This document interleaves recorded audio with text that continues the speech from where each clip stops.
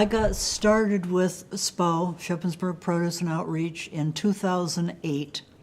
A small group of us volunteered at another food pantry, and we were handing out cake mixes and cereal and things that were not even remotely healthy. So we said, let's supplement this with fruits and vegetables, and let's just feed people. My name is Karen DeShawn. I am president of the board of directors of Shippensburg Produce and Outreach.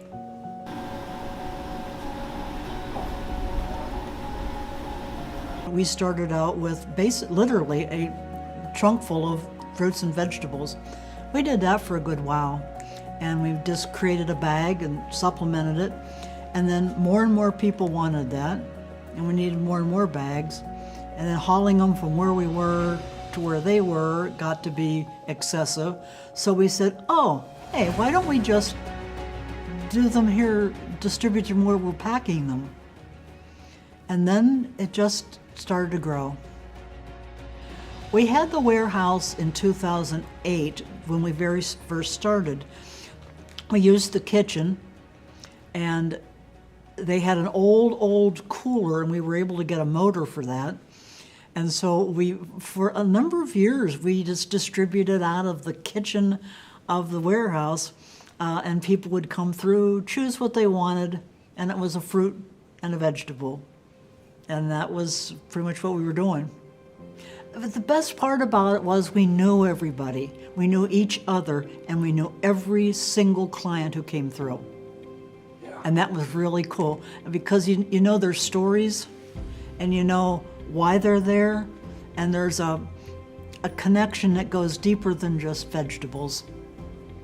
People don't need just food. If you don't have enough food, you've got other broader problems. So that we're able to reach out to people and say, here's your food. Are you familiar with Christ Among Neighbors? They help with rent and security deposits.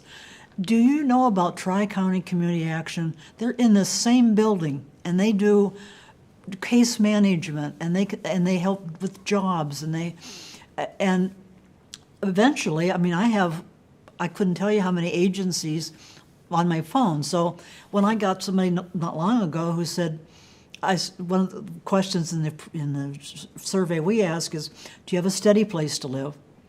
Do you have a place to live now, but it's not secure? Do you not have a place at all? And this one guy said, oh yeah, we have a steady place to live. And I said, oh good, because the next question is going to be, are you afraid you're going to lose it? And he goes, oh, well, we're getting evicted Thursday. It's like, it's Tuesday! But I can say, are you familiar with Street Reach? That's a whole program that houses families immediately. They'll get you shelter. They can get you resources to help you find shelter and a secure place to live, so you and your kids aren't living in your car. That's why we call ourselves Shippensburg Produce and Outreach, so that we can direct people to where they're able to get some of the assistance that they need. I've been poor. I had that experience, so I kind of know what that's like. My family, and I've said this any number of times, my family is crazier than a bag of rats. Really, it would be hard to explain some of the decision-making. And my husband's family is every bit as worse. Oh my gosh. The people you just go, what are you thinking? It's hardly ever family who can actually help family. Being able to provide assistance to somebody. Here are things that are available. That's part of it. Part of it is we're in an agricultural community. And in the shadow of our church, there are people who are hungry, and I think that's wrong. When we got together, all we wanted to do was feed people. We grew, so now we're feeding a lot of people, and we've broadened out what we're feeding, but we want to stay true to our mission. The people that I work with of other volunteers really care about what we're doing.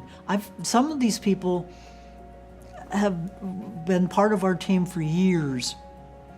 I go someplace, people open doors for me. People, if I'm struggling with something, reach out and help.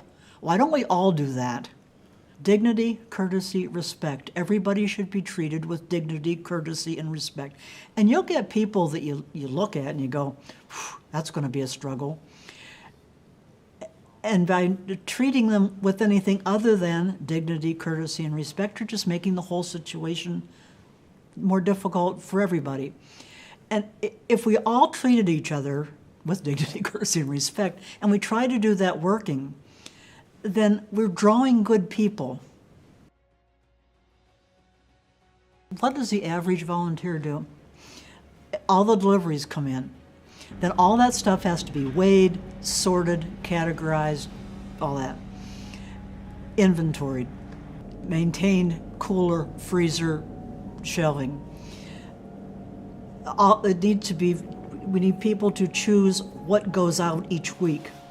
So they need to be able to say what fits in a bag, what size bag do you need, and you can't just toss it in. I mean, you can't put the tomato on the bottom. So we have people who are filling the bags, getting everything all ready. When we do the distribution, we have another whole group of people that come in, and these are the people who get everything to the cars, to the people. And then afterwards, there's all of the cleanup. And if there's something left, what happens to it? We do not waste stuff. So if there are things left over, we have to find out where they're going to go. And some of the store donations are hilarious because it's like, hi, here's a 20-pound ham. Well, you can't drop that in somebody's bag. So we call around to the community meals. Hey, by the way, we have got 3 hams and 4 chickens. What are you interested? So it just, the bigger we got, the more complicated it got. And so there's no typical day unless you've blocked yourself into the thing you like to do. We're going to continue to grow. We're a food pantry, and we're going to increase this. We're going to have more traffic, more people. We did 85 brand new families in September. We saw this coming.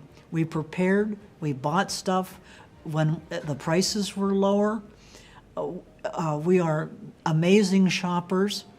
We are the best at free. We are really good at cents per pound, so that we're buying nutritional stuff and stuff that'll sustain us. We're doing everything we can to implement a sensible, sustainable plan because we see politically food stamps are being reduced, Medicaid is being reduced, the need that we're seeing is growing and broader. So we've tried to position ourselves so that we're in a position to grow, add volunteers. We managed to do 16 years of all volunteer. I think that's impressive, but now we're to the point, we're too big for somebody who said one person. We need a team of people, and we're building that team now.